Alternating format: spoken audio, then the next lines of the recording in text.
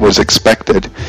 But I was sitting under, it was one of those wooden gyms, and they have the little ladder, and they have this little platform you can stand on by the rope bridge and whatnot. That's what we were sitting under. And she had her head in my lap, and she took a nap, and I so desperately wanted to do something. And again, as I've said before, I got into the idea of sexuality extremely young, because I was a couple of kids, I was grounded in my room, and a couple of kids came by and told me that they'd caught their dad doing this thing, and it looked really fun, and maybe I should try. I wasn't even in 3rd grade yet, or I was just barely in 3rd grade, which gives you an idea of how long this had been going. So I was highly confused by the time I met Mina. I had an idea, because I knew the feeling, but I just didn't, I was used to it being triggered by like a movie or something, and at this point, I was confusing attraction with adrenaline. So like violence or fights or people getting killed, in spectacular ways. Anything that made me feel an adrenaline kick was what I was perceiving that I should be getting off to. And then Mina comes along, and I have these urges. But because I was young, I was like watching Star Wars and Red Sonja and, action movies, those kind of things. I'd never been physical with a person. And so I went down, and we were down there, and I desperately wanted to touch her somehow. Like I said, my sister was not there, my parents were not there, we were the only people staying in this campground. So if we would have done anything, nobody would have known. And I did, and it's still one of the things to this day. I wish I would have touched her somehow. And I didn't. I was petrified. I didn't know what to do, and my sister was gone. So it's like the little voice kind of pushing me, telling me what to do, wasn't there anymore. It's like, this is basically what this was, is this is taking a boy and a girl and pushing them into the closet and say, here, figure it out. It's like, well, intentions are good, but you have a guidebook? Do you have a flashlight we could read the guidebook with? Something, some direction? And I didn't have it. It would have been okay if her and her friends had this little theater thing, and they were going to put on a skit at this little, being nice, amphitheater. It wasn't even 5 feet wide. It was a little stone, a cement circle with maybe that little cement dome, and that thing wasn't even 2 or 3 feet tall. There was a little area, and I asked if we could go over there, and I don't remember, I think my mom said sure, but my dad wanted to get up and go, because we were leaving Sunday, so of course he had to work Monday. He wanted to leave early, and I wanted so desperately to say goodbye to her, and I didn't the night before because I assumed I'd see her again. And so I left without saying goodbye, and it crushed me. And because of it, I did something that I am horrified that I did. And that's not ever going to be spoken of. But I reacted because I was mad. And because I was hurt. Because somebody who I was still confused. I still didn't know what I was supposed to be doing. I just knew I so desperately wanted it. That led me to react against somebody who I never should have.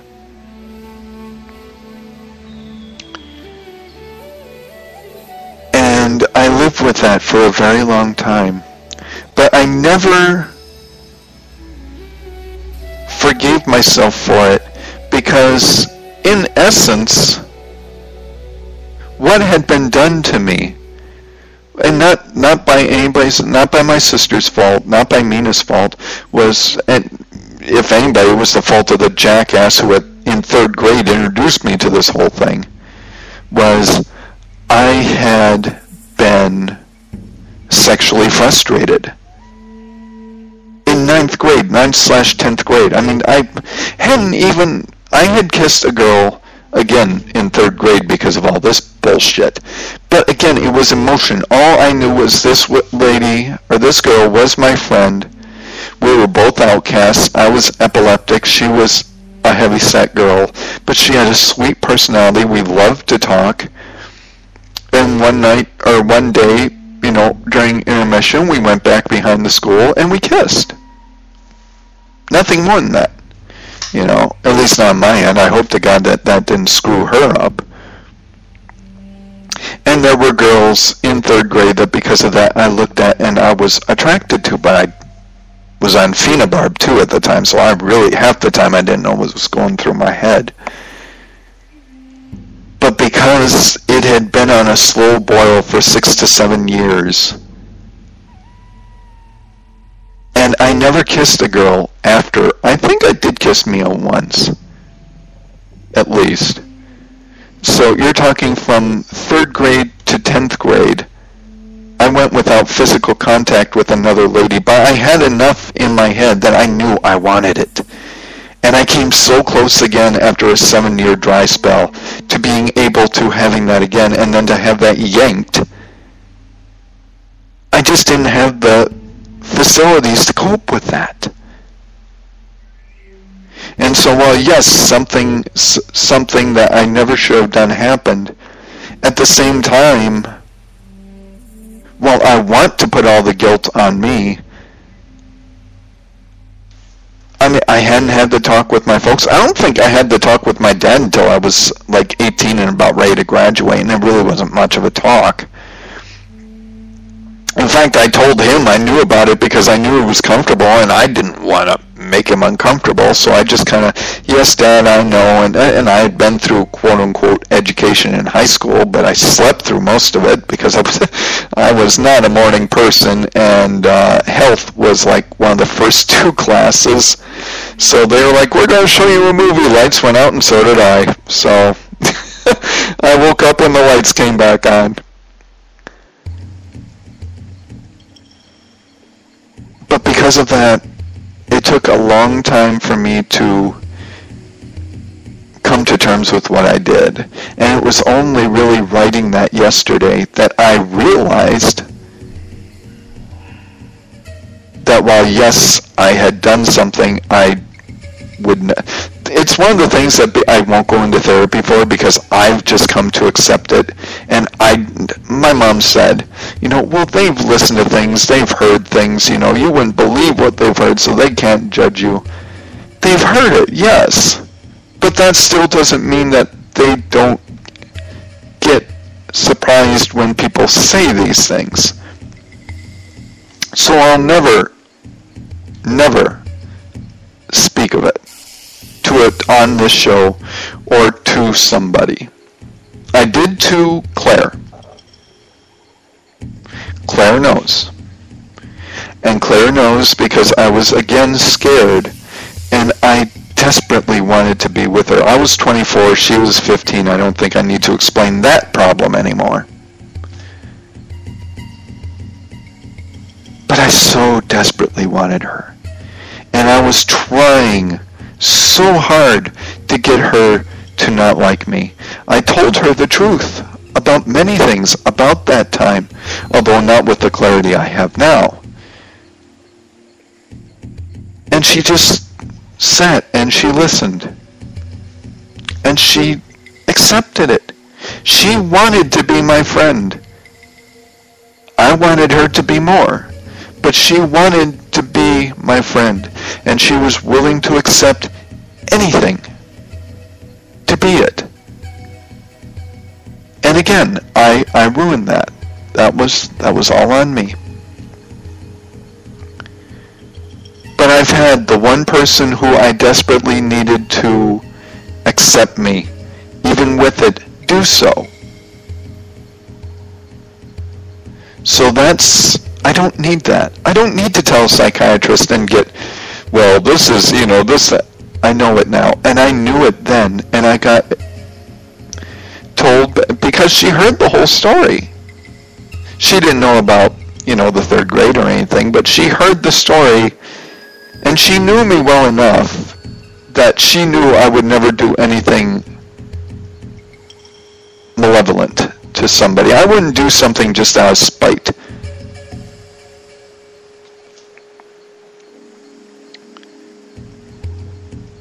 It really, that again was a moment, if I just had the strength, because I was telling myself, it's like, look, 4 years, I'm 24 years old, I haven't been with a person yet. I can wait 4 years to be with Claire, and I was so desperately wanting to. The night that changed everything, I went over to visit her place, and her parents her dad worked in a mill or in a factory or something. I don't remember what her mom did. I think her mom was visiting. Her mom was taking care of her sister's kid, and I think they were down in Castor Manorville is where she grew up, and they still had relatives. So she was the only one in the house because her dad was working. He worked graveyard. So I came over, and most of the time we just played chess. There was tension on my side anyway. But we hung out together. I hung out in a CB crowd. A lot of them, as you would expect in a small town, were a lot of other sexually repressed people or people who wanted to be the swingers and whatnot, and just, this is a small town, what can you really do? Most of the time we sat behind Main Street. And we were a CB crowd, so we talked and whatnot, and we drove around the circle, mindlessly wasting gas, because what the fuck else do you do? And when she came down, she was, at 15, probably the most mature person in that group. And it started off that a friend of mine wanted to be with her. And, I mean, a few people did. And this is also an area where those kind of relationships happened. In fact, it was a very poorly kept secret that somebody in my sister's grade or my grade was going out and sexually active with somebody 2 or 3 years younger. So, and that continued after high school, and nobody thought anything of it. In fact, when Claire came over to visit my folks, I think my mom and dad picked up on that, but either A, they trusted me to be smart, which I ultimately was, and B, that if something happened that because of how Claire and I were and how we interacted, that it wouldn't be a major problem. So, one night, and I talked to her about this the last time I saw her, she didn't remember it. I remember it because it's the thing that cost me 12 years of my life away from my family. I had gone up, and I had taken her home. She had asked if I wanted to come out, pick her up, take her into Monty, and it was like, okay. So I don't remember if we went to Monty. We came upstairs, and we were chatting, and the whole house was dead quiet. I mean, there was nobody else in there. She went over, put some music on, sat down, and I knew what was happening. Dear God, did I want it. War, whatever, fuck you. I so badly wanted it. And I think we kissed once. And somebody who had a kid my age drove down the road with his lights off, thinking he was going to surprise her, because he had been trying to get in bed with her. Came in, apparently we forgot to lock the door, and basically walked into her room. Obviously, mood killer. And I was so petrified